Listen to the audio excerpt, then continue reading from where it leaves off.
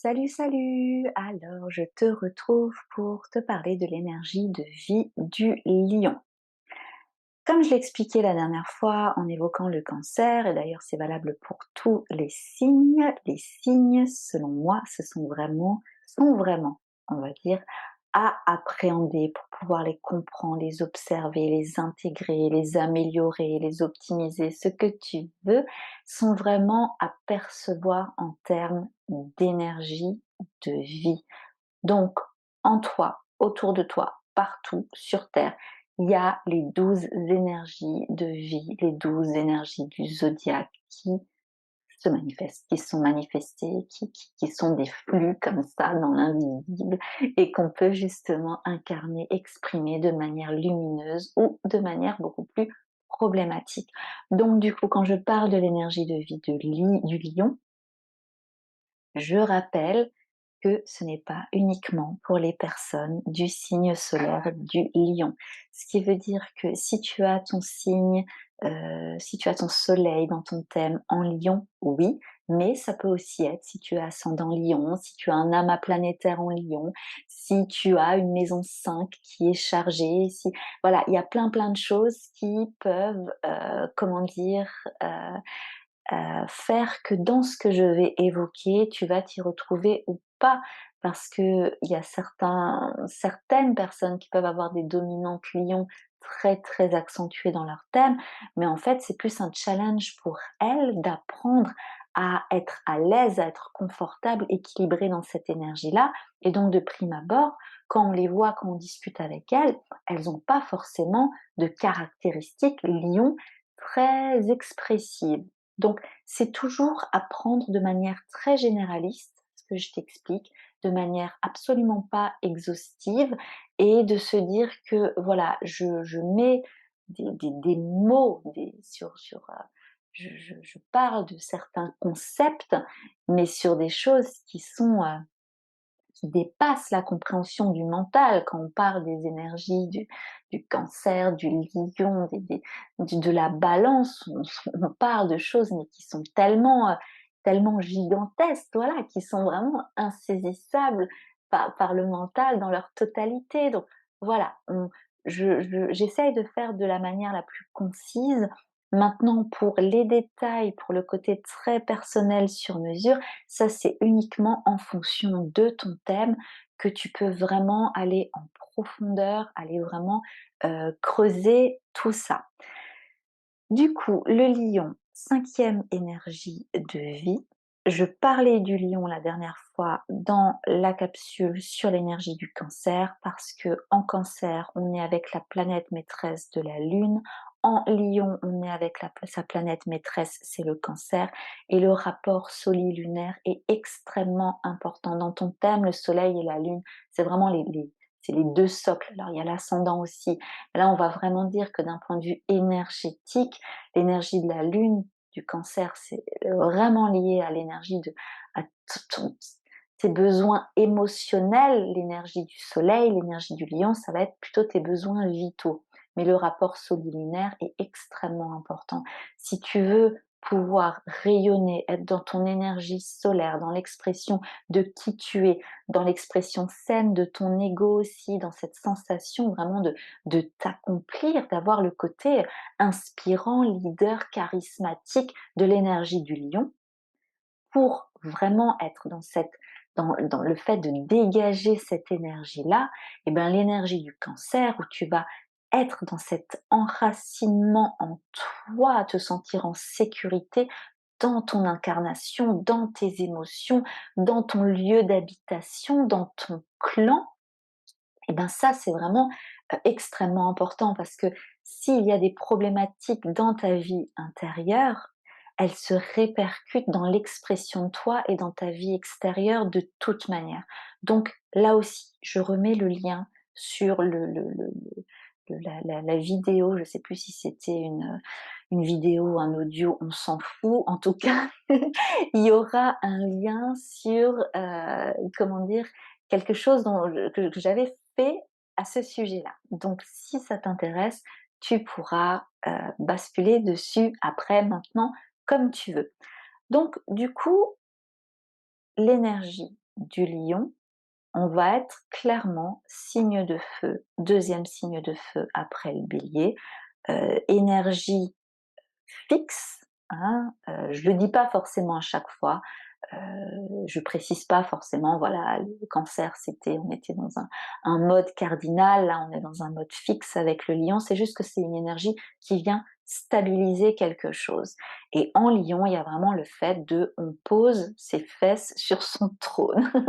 On a quelque chose ici à incarner, on a une place attitrée sur Terre, dans notre incarnation, quelque chose à offrir concrètement, parce que l'énergie du lion, on est dans la création, dans le fait de sortir des choses de soi. En cancer, je parlais de l'énergie de gestation, au niveau de l'imaginaire, où on va concevoir des choses, on va se connecter à nos rêves, on va être vraiment dans ce côté lié aux émotions, les émotions qui nous transportent, qui nous racontent des choses.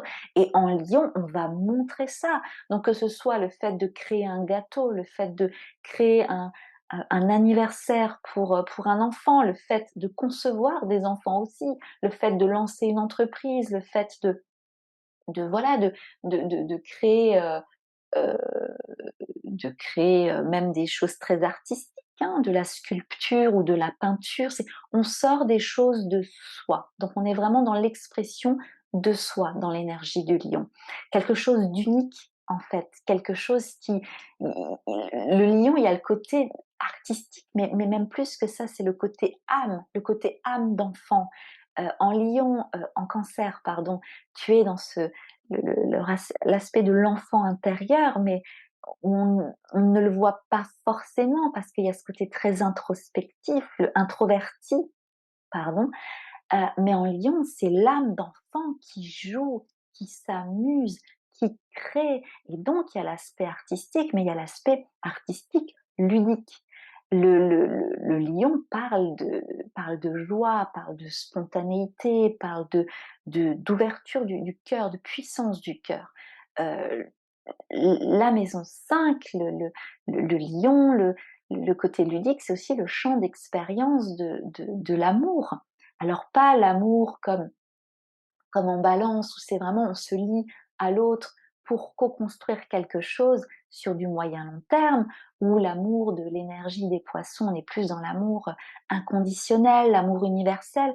Là, en lion, c'est vraiment, c'est le sentiment amoureux, c'est l'expérience de l'amour, du sentiment amoureux, le fait d'être aussi dans cette forme de générosité, d'avoir envie de faire plaisir parce que on se sent spécial, on a envie aussi que l'autre nous remarque, qu'il sente, qu'il nous montre aussi qu'on est spécial. Et c'est ça aussi avec cette énergie lion, c'est que la planète maîtresse, c'est le soleil. Donc du coup, tous les individus là qui existent sur Terre ont un thème astral avec leur soleil qui est placé dans une des 12 énergies. Voilà. Donc là, ton soleil est peut-être en lion, mais peut-être pas. Ton soleil est peut-être en balance, ton soleil est peut-être en bélier ou en cancer, c'est égal. C'est juste que tu as ton soleil, ton roi intérieur, qui est venu rayonner quelque chose, qui est venu apprendre quelque chose et le manifester, le rayonner de plus en plus. Donc, qui dit rayonnement, dit le fait d'oser briller, dit le fait d'oser se sentir tellement unique, tellement spécial, mais qu'on est super fier et qu'on aime ça, et que du coup, il y a ce côté stéréotype du lion qu'on peut entendre où ça peut vite basculer dans de la prétention ou de l'égocentrisme ou même le côté très même autoritaire en fait, parce que la frontière entre le charisme et l'autoritarisme peut être mince si l'ego n'est pas suffisamment bien canalisé. Parce que la fonction, là, pour le coup, du soleil, on est clairement dans une fonction égotique. Mais c'est le rôle, en fait. C'est, hum, il y a pas en astrologie, il n'y a pas c'est bien ou c'est mal, pas du tout. C'est chaque énergie nous apporte quelque chose et chaque énergie, ben, doit être comprise, expérimentée, canalisée et équilibrée avec le signe d'en face. Donc du coup, toi dans ton thème, tu as ton soleil qui est positionné dans un signe, qui est positionné dans une maison. Là, dans ta présente incarnation, tu es venu exprimer quelque chose. Tu as un potentiel de naissance à accomplir. Et souvent, quand on n'est pas connecté à où on sent qu'on est éteint, on n'est pas dans cette joie d'être, on se sent pas à sa place, c'est qu'il y a un désalignement entre qu'est-ce qu'on vit actuellement et ce roi intérieur. Qu'est-ce qu'on est venu faire? Et effectivement, quand, si maintenant la personne, elle a ce potentiel en elle, je sais pas, d'être, comment dire? De gérer, qu'est-ce que je pourrais prendre comme exemple? Admettons, la personne, elle a un potentiel, voilà, de un super potentiel culinaire, voilà, d'être dans la cuisine et pourquoi pas, sa meilleure réalité, ce serait d'ouvrir un resto, dans un autre pays, un resto gastro et en même temps d'apporter ce côté créatif en inventant des recettes, voilà, qui ne se sont jamais fait ou quoi que ce soit. Si cette personne a grandi dans un univers où de père en fils, il fallait être comptable et que du coup, dans ces énergies cancer dont je parlais la dernière fois, eh ben, il y a des problématiques de loyauté familiale où cette personne, même à 40 ans, n'a jamais osé tenir tête peut-être à son père, de dire voilà, moi je sens depuis que je suis petite, j'aime, que ce soit homme ou femme, hein, j'aime faire la cuisine, je sens que j'ai ça en moi, mais en fait cette personne s'est tue et elle se retrouve effectivement peut-être comptable à gérer 4 personnes et être super bien payée, au fond d'elle, elle se sent éteinte. Au fond d'elle, elle est totalement déconnectée de son soleil. Et alors là, quand il y a Uranus qui va passer vers 42 ans et qui va s'opposer au Uranus natal, qui vient quelque part, c'est pour ça qu'on parle de la crise de la quarantaine, mais qui vient un peu faire une espèce de mise à jour de bon, ton potentiel de naissance, c'est ça. Toi, là, dans ta vie, t'en es où?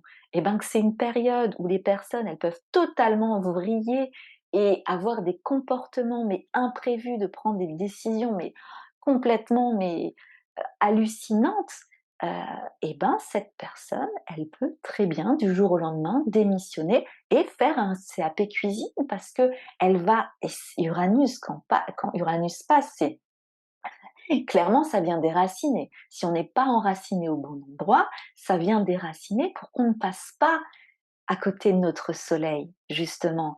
Donc vraiment, là, j'espère que je suis assez claire par rapport à ça, sur le fait que, tu as un potentiel de naissance, un soleil, quelque chose d'unique. Le soleil dans le thème, c'est vraiment: «Je viens rayonner, j'apporte, je» il y a quelque chose d'unique à exprimer, dans mon incarnation et du coup, c'est connecté à cette joie de: «Ben, c'est moi, je suis comme ça», sous réserve de se sentir suffisamment aussi en confiance en soi, comme je disais tout à l'heure. Et donc en énergie haute, cette énergie du lion, ça ramène la joie, comme dit. Ça ramène la joie, ça ramène l'amusement, ça ramène l'envie d'apporter du ludique dans sa vie, de prendre plaisir à ce qu'on fait. Et souvent le terme de travail, ça a été assez, voilà, on est issu quand même, de plusieurs, siècles de, le travail, le labeur, le dur labeur, il faut suer de son front pour, attirer, avoir assez d'argent pour gagner bien sa vie. Tout ça là, actuellement, c'est en train de s'effondrer. C'est en train de s'effondrer parce qu'il y a vraiment cette notion déjà de se reconnecter à son énergie féminine, donc se connecter à son énergie féminine, c'est aussi se reconnecter de manière saine à la vibration d'abondance, à la vibration d'argent, mais au-delà de ça, c'est aussi se reconnecter vraiment à cette énergie solaire de je peux m'incarner dans la joie, je peux porter mon soleil et travailler à être qui je suis, apporter mon art quelque part au collectif en mi- en, en, en alliant à la fois des compétences, un travail au quotidien, mais en même temps de pouvoir rayonner dans mon travail. Alors, le soleil, c'est pas uniquement le travail. Attention, c'est pas ce que je dis. Mais l'idée, c'est que on va être de plus en plus initié par la vie à se rendre compte que, en fait, je peux trouver un boulot, euh, mais un boulot quand même où je puisse diffuser de plus en plus mes qualités solaires, où je sens de plus en plus que voilà, là, c'est ma place en fait, c'est vraiment ma place. Parce que le but de l'énergie solaire, on est tous des soleils les uns des autres, c'est de pouvoir inspirer. Une personne qui est à sa place, une personne, on peut dire, voilà, cette personne, elle est chaleureuse, cette personne, elle est solaire, elle est à sa place, elle vibre quelque chose qui inspire, en fait, qui inspire, mais pas, c'est pas une énergie, c'est pas une énergie lion qui est bien équilibrée, c'est pas je rayonne ma suprématie et j'écrase les autres. Pas du tout.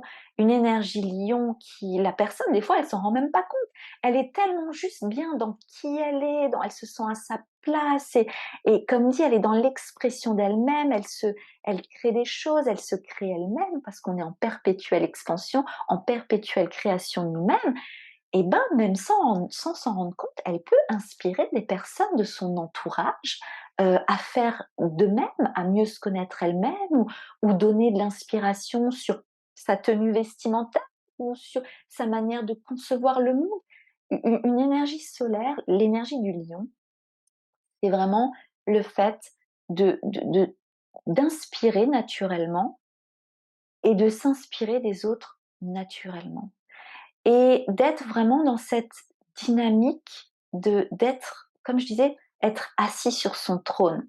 Donc assis sur son trône, ça va être plus avec l'énergie du cancer, où on est bien enraciné en soi.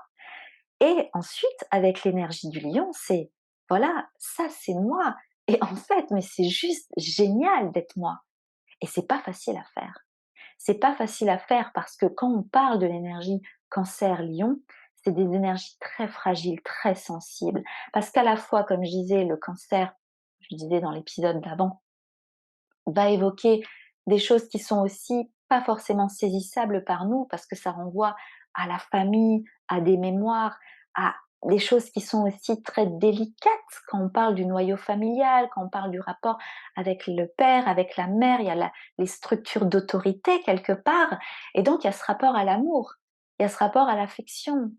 Et qui dit rapport à l'amour, qui dit rapport à l'affection, ben ça implique forcément toutes les blessures liées. Alors, il y a Alice Bourbeau qui parlait des 5 blessures de l'âme, mais il peut y en avoir beaucoup plus.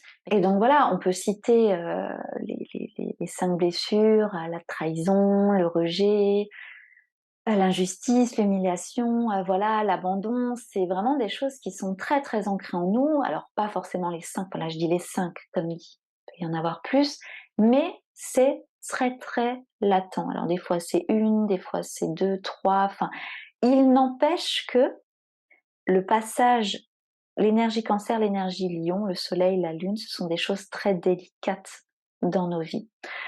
Parce que tout simplement l'énergie du lion,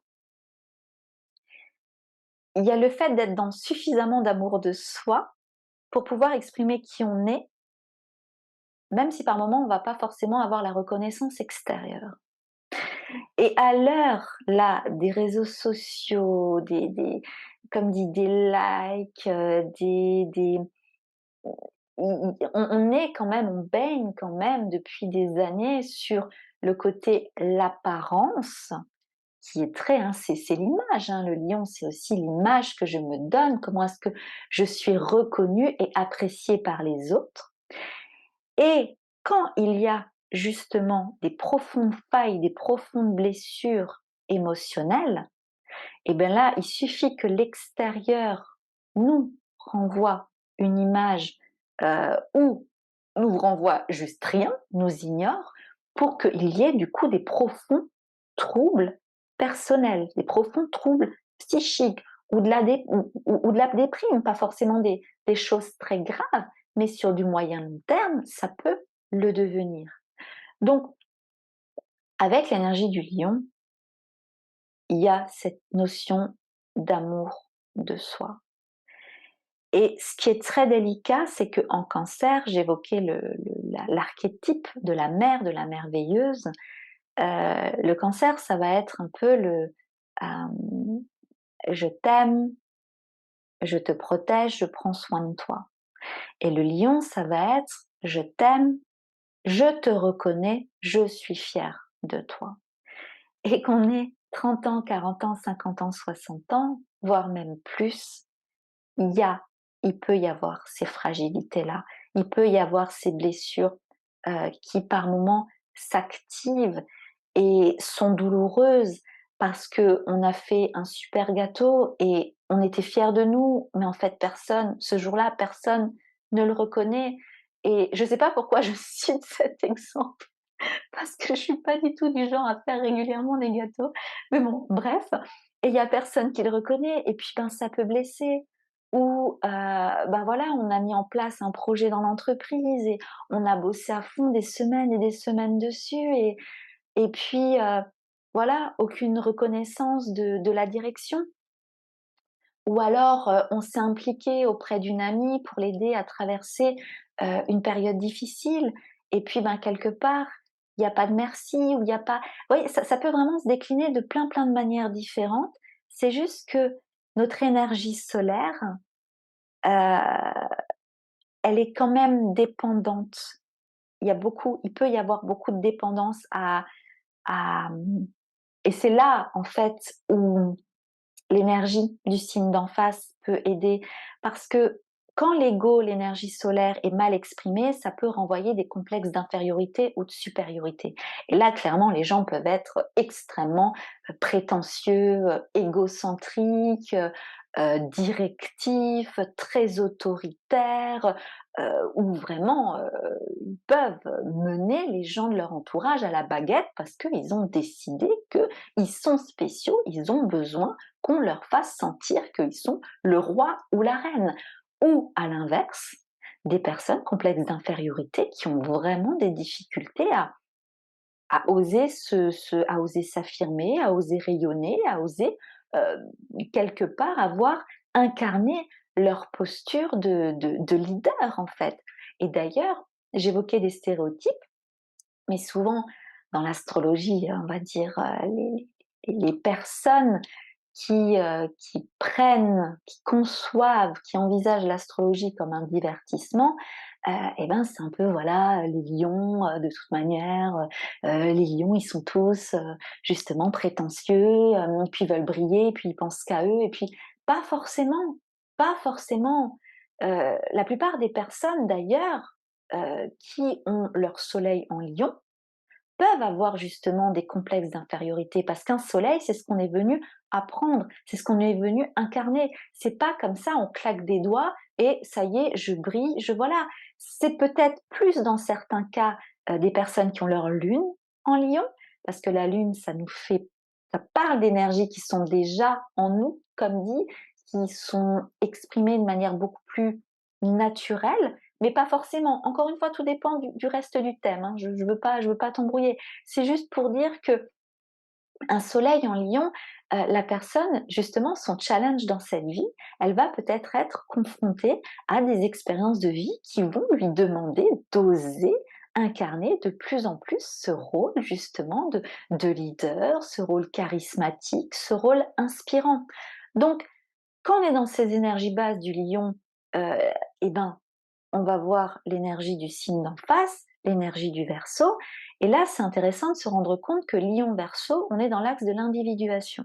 Donc, avec le Lion, on est dans l'individualité, dans voilà l'accomplissement de la personnalité, de l'ego, de l'individualité. Comme je disais, on brille, on est à sa place, c'est trop bien, on s'aime, on kiffe qui on est ou pas, mais alors on apprend à s'aimer et puis ensuite c'est super.